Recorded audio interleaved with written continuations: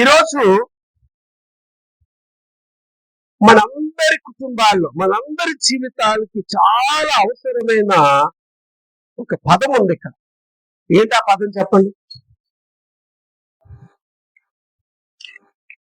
చదివారా? చదివాం కదా ఇప్పుడు. ఏంటి ఆ పదం అంటే చూడండి, 9వ వచనం. అప్పుడు అబ్రహామునకు ఐగుప్తురాలు హాగరు కనిన కుమారుడు అపహసించుట సారా చూచి. చాలా కుటుంబాలలో ప్రధానమైన శత్రువు ప్రతి కుటుంబంలో, చాలా కుటుంబాల్లో కాదు, భూమి మీద ఉన్న ప్రతి కుటుంబానికి ప్రధానమైన శత్రువు ఏంటి? ఇదొకటి మాట. మాటలు అంత ప్రమాదాన్ని తీసుకొస్తాదని ఎవరు అనుకోలేదు? ఆగురు అనుకోలేదు, ఆ కుర్రోడు అనుకోలేదు, అబ్రహాము కూడా అనుకోలేదు. కానీ ఎంత ప్రమాదం తీసుకొచ్చిందంటే, రమారమి 4000 సంవత్సరాల క్రితం జరిగిన సంఘటన ఇప్పటికీ కూడా ఆ మంట మండుతూనే ఉంది. ఇప్పటికీ కూడా ఆ మంట, ఆ రోజు పెట్టిన చిచ్చు అది ఇప్పటికీ కూడా ఆ చిచ్చు కాలుతూ ఉంది. నేను మాట చెప్తున్నా, మీరు లాగిపెట్టి గోమే కొట్టేస్తే వాళ్ళు మర్చిపోతారు. కానీ పుసుక్కని మీరు కానీ ఒక మాట అనేస్తే మాటికి ఆ కోత, ఆ రాపిడి ఎప్పటికీ పోదండి, ఎప్పటికీ పోదు. అందుగురించే నోటిని అదుపు చేసుకున్నవాడు సామెతల గ్రంథంలో చాలా అద్భుతమైన మాట ఉంటుంది. 21వ అధ్యాయంలో ఉంది చూడండి. సామెతలు 21వ అధ్యాయంలో 23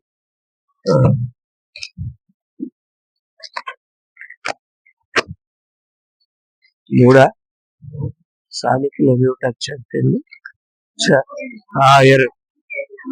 నానా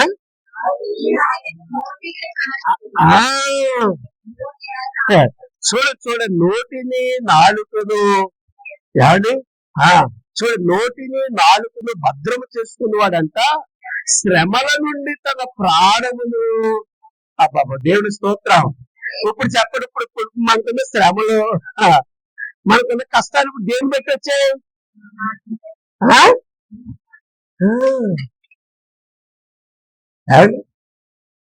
ఈరోజు మనం ఏది అనుభవించినా దానికి కారణం మన నోరే.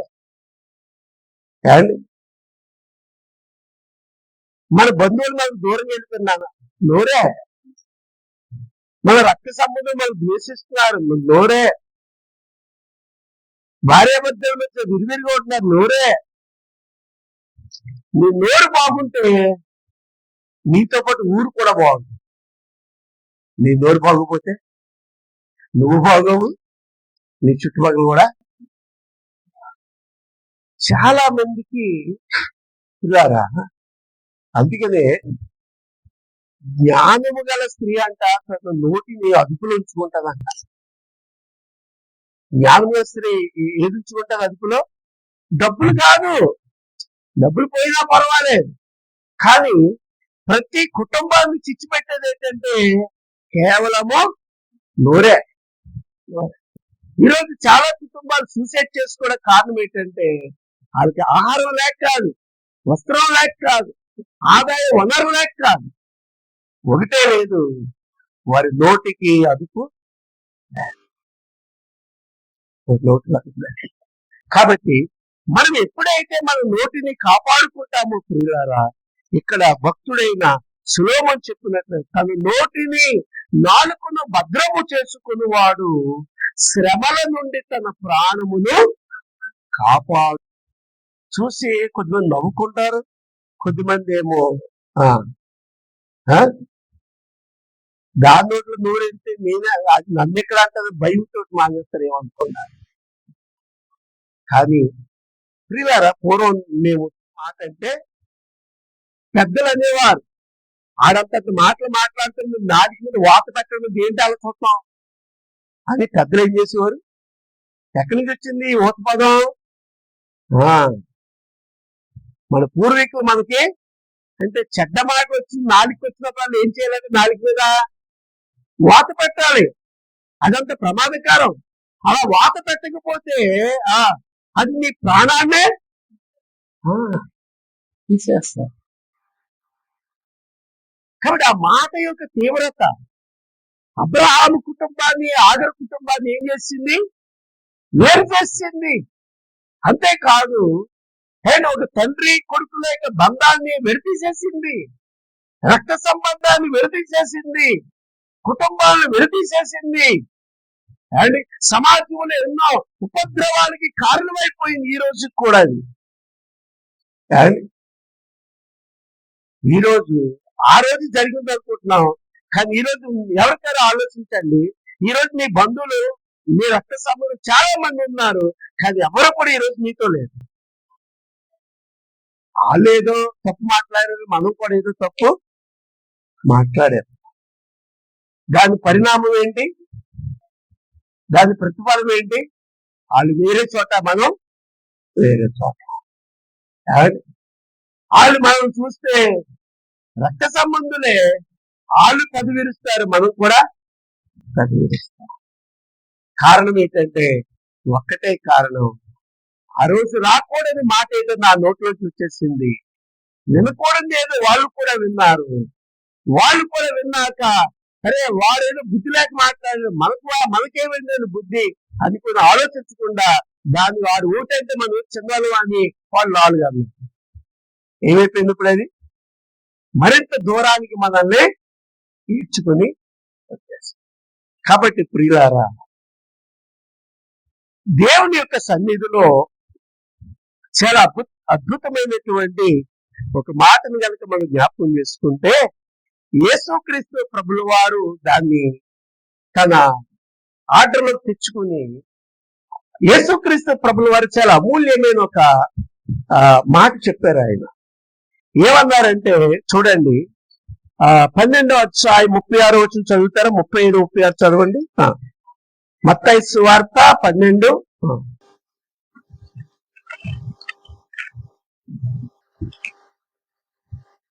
మత్తయి సువార్త 12:35 చూడండి. సజ్జనుడు చూడండి, సజ్జనుడు మంచివాడంట, తన అద్భుతమైన ధన నిధిలో నుండి ఏం తీసుకొస్తాడంట? సద్విషయములు, మంచి విషయములు తెచ్చును. దుర్జనుడు తన చెడ్డ తన నిధిలో నుండి దుర్విషయములు తెచ్చు. చూడండి, ఇక్కడ మంచివారి గురించి చెడ్డవారి గురించి మాట్లాడారు. అంటే వాళ్ళు మంచివారు చెడ్డవారు అని గుర్తింపు ఏంటి? వారి నోటి మాటే. నీ నోటి మాట నీకో పేరు తీసుకొస్తుంది. వీడు చెడ్డోడు రా, నోట్లో మన నోరు. నీ నోటి మాట మరొక ఆదరణకరమైన, చాలా మంది అది మాట్లాడుతుంటే వినాలనుకుంటాను, అది మాట్లాడితే ఆశీర్వాదరా అంటే నీకు ఒక పేరు తీసుకొస్తుంది. నువ్వు ఒక చెడ్డదానివి, నువ్వు ఒక మంచి దానివి. కాబట్టి ప్రభువారు అంటున్నారు, అయ్యా ఈ లోకములో అందరూ మంచివారే, అందరూ దైవ స్వరూపులే, అందరూ దేవుని చేత చేయబడిన వారే, అందరినీ దేవుడు ప్రేమించువారే. కానీ కొందరు ఎందుకు దేవునికి శత్రువులు అయిపోతున్నారంటే వారి యొక్క నోటి మాటను బట్టి. వారు ఎందుకు దీవించబడలేకపోతున్నారు అంటే వారి నోటి మాటను బట్టి. మరి నోటి మాటకే అంత పవర్ ఉందంటే 100% ఉంది. కారణం ఏంటంటే ఆ నోటి మాట ఎక్కడి నుంచి వస్తుందంటే హృదయం నిండిన దాన్ని బట్టి. అంటే అదే అన్నమాట. దుర్జనుడు తన అద్భుత ధననిధి ఏంటి? చెడ్డ విషయాలు. ఆ యొక్క నిధిలో ఆ యొక్క బాక్సులు అన్ని కూడా ఏమేసాడు? చెడ్డ విషయాలు వేసాడు. కాబట్టి ఆ పెట్టి తెలిసినప్పుడల్లా ఆ చెడ్డ విషయాలు పొర్లుతూ బయటకు వచ్చేస్తూ ఉంటాయి కదా. కాబట్టి ఈరోజు నీ నోటి మాటను బట్టి నీ గురించి నేను మాట భలే నాకు భలే ఆశ్చర్యం వేస్తుంది. అసలు మనం ఎంత చెడ్డవాళ్ళని ఎదురువాళ్ళు అమ్మాయి బాగున్నారా అయ్యో అలా అలా అలా జస్ట్ అలా తిరుగుతారట. అమ్మా దీని నోట్లో నోరెక్కంటే అమ్మా ఇలా తిరుగుతారంటే అమ్మాయి దీని నోట్లో నోరెక్కంటే అమ్మా అంటే ఇప్పుడు రియల్ ఏంటి? నీ ముందు మాట్లాడిందా నీ వెనకాల మాట్లాడిందా? అదే రియల్. నువ్వు లేనప్పుడు మాట్లాడిందే నీ గురించి రియల్. అది నీ గురించేనే నా గురించేనే సరే, నేను దాన్ని నమ్ముతాను. నా ముందు నా గురించి చెప్పిన నేను ఎప్పుడు నమ్మను. నేను లేనప్పుడు నా గురించి చెప్పిందే నేను నమ్ముతాను. ఎందుకు నమ్ముతానంటే అదే నా రియల్ లైఫ్, అదే నా రియల్.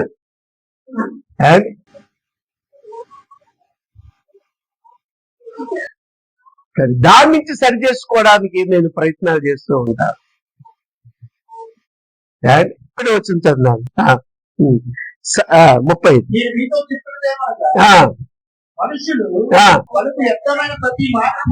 చూడండి మనుషులు పలుకు ప్రతి వ్యర్థమైన మాటను గురించి విమర్శ దినమున ఈ మాటను బట్టి నీతిమంతుడు అనియు నీ మాటను బట్టి అపరాధి అనియు. ఇప్పుడు ఆగరు ఇస్మాయిలు బయటికి వెళ్ళిపోవడానికి దేన్ని బట్టి? ఆస్తులు వాట అడిగారు వాళ్ళు. ఏం అడగలే, తన నోటి నుండి వచ్చిన మాటను బట్టే. నీ నోటి నుండి వచ్చిన మాటే నీ కుటుంబాన్ని ఏం చేసింది? కూల్చి పారేసింది. అంతే. నీ కుటుంబాన్ని ఏం చేసింది? 2 ముక్కల కింద చీల్చి పారేసింది. అంతే. చాలా సార్లు అంటారు కత్తి పోటు కంటే మాటలు అంటారు. కత్తి అసలు కొద్దిమంది చంపడానికి చేతులు కత్తి అవసరం లేదు. దాన్ని వాళ్ళు మాట్లాడితే వాళ్ళు కొడుకు తెచ్చిపోతారు. ఈ మాట పాట ఇంక బతుకోటి పది ఇంకేమీ లేదన్నట్లు. అదే కత్తి పోటు వంటి మాటలు. అదేంటా పిల్లారా, ప్రభువారు చెప్తున్నారు, నీ మాటను బట్టి నువ్వు నీతిమంతుడు అనియో, నీ మాటను బట్టి నువ్వు తీర్పులోనికి వస్తావని ఎంత అద్భుతంగా అయినా చెప్తున్నట్టు. నీ మాటను బట్టి అపరాధులనియో తీర్పు నందుదు, నీ మాటను బట్టి నీతిమంతుడనియో. కాబట్టి ప్రియులారా, ఈ రోజున మన పిల్లల మాటలు, మన మాటలు, మన భర్త మాటలు, మన భార్య మాటలు. రాసిన పత్రిక 4:29లో చాలా అమూల్యమైన మాట చదువుతారా? మీరు చదివారు. వినువారికి మేలు కలుగు. నీ మాట ఎలా ఉండాలి? అందరు తీసారా? తీయండి. ఎఫెసీయులకు రాసిన పత్రిక 4:29. వినువారికి మేలు కలుగును. చదవండి, మీరందరూ చెప్పండి. మీరందరూ చెప్పండి నాన్న. వినువారికి మేలు కలుగునట్లా, అవసరమును బట్టి. రెండో మాట ఏంటి? క్షేమాభివృద్ధికరమైన. అవసరాన్ని బట్టి వాళ్ళకి ఏం కదా, క్షేమం కదా అని నీ మాట అభివృద్ధిని కూడా తీసుకురావాలి కదా. నీ మాటను బట్టి వాళ్ళకి మేలు కలుగునట్లు, రెండోదిగా క్షేమాభివృద్ధి కలుగునట్లు. ఏమొచ్చినావు అంట? అనుకూల వచ్చినము. ఎవరికి అనుకూలం? వాళ్ళకి, మనకు కాదు. వాళ్ళకి అనుకూలమైన వచ్చును. అనుకూలం అవకాశం వచ్చింది నాకు తిట్టాడు. వీళ్ళకి అనుకూలం ఒక మాట ఇస్తున్నాడు. వీళ్ళకి అనుకూలమైన మాటను బట్టి వాళ్ళకి బుద్ధి చెప్తున్నట్లుగా, వాళ్ళు ఏదో బ్లెస్సింగ్ చేస్తున్నట్లుగా వీళ్ళ మాటల్ని ఆ సమయాన్ని బట్టి వీళ్ళకు అనుకూలంగా మార్చుకొని ఇతరులు ఎన్ని మాట్లాడాలో అన్ని మాట్లాడారు. బుద్ధి చెప్పాలి. బైబిల్లో చెప్పి బుద్ధి చెప్పుము, గద్దించుము. కానీ అందరిలో ఆశీర్వాదకరమైన మాటే చెప్పాలి, అనుకూలమైన మాటే. ఆమెకి నువ్వు బుద్ధి చెప్పాలనుకుంటున్నావు కదా ఒంటరిగా. తీసుకుని వచ్చి, అమ్మా నీ పరిస్థితి మంచిది కాదు, అయ్యా నీ పరిస్థితి ఇలాంటి పదాలు మీ నోట్లోంచి రాకూడదు అని అవి చెప్పాలి. అంతేకాని పిల్లారా, ఈ రోజున ఉప్పు వేసినట్లుగా అంటాడు కొలసీలకు రాసిన పత్రికలో, మీ మాటలు ఎలా ఉండాలి అంటే, ఎలా ఉండాలి? ఉప్పు వేసినట్లుగా అంటే చాలా మంది ఉప్పు వేస్తారు. ఎలా వేస్తారా? ఉప్పు ఎలా వేయాలి? సమపాలు అంటే రుచికరముగా, రుచికరముగా. కొంతమంది ఉప్పు ఏంటంటే ఎలా వేస్తారంటే అసలు వాళ్ళకి తిన్నా పని చేయకూడదు, ఎవరికి తినడానికి రా. మన మాటలు ఎలా ఉండాలి? ఉప్పు అంటే దాని అర్థం ఏంటి? అన్ని వేసి చూడు, నన్ను వేసి చూడు. ఎన్ని వేసినా ఆ రుచి రాదు. కానీ ఎన్ని వేసినా వేయకపోయినా కాస్తంత తగినంత ఉప్పు అందులో వేస్తే ఏమవుతుంది? ఆ గింజన్నం కూడా చాలా మధురంగా అలా ఇస్తున్న అలా తాగేస్తూ ఉంటాయి కడుపు నిండేదాకా. ఏముంది అందులో? రుచి. ఎవరిచ్చారు? ఉప్పు. కాబట్టి ఉప్పు వేసినట్టు అంటే ఒకటి రుచినిస్తుంది, రెండవది అది ఎవరికి మంచి మాటలు ఎవరి దగ్గర అయితే ఉన్నాయో వారు గొప్పలు చెప్పుకోరండి. ఏమైపోతారు? వాళ్ళు మిళితమైపోతారు. మీరు ప్రత్యేకంగా నన్ను చూడు, నా బడాయి చూడన్నట్టుగా నిలబడరంట వాళ్ళు. సజ్జనులు అలా కనపరుచుకోరంట. వాళ్ళు ఎంత మంచి పనులు చేసినా, ఎంత మంచిగా ఉన్నా వాళ్ళు అసలు ఏమి చేయలేనట్లుగా అలా పక్కన పోతారంట.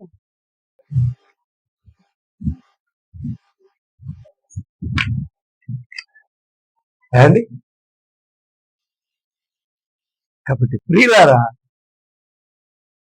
ఉప్పు వేసినట్లు క్షేమము కలుగునట్లు, క్షేమాభివృద్ధి కలుగునట్లు, మేలు కలుగునట్లు నీ మాట చాలా మంది కుటుంబాలు నాశనం కారణం ఏంటి? కేవలము భార్యాభర్తలు విడిపోవడం కారణం ఏంటి? మాటే. బంధువులందరూ చెదిరిపోవడం కారణం ఏంటి? మాటే. నీ మాట మంచిదైతే నీ ఊరంతా నీకు మంచిదే.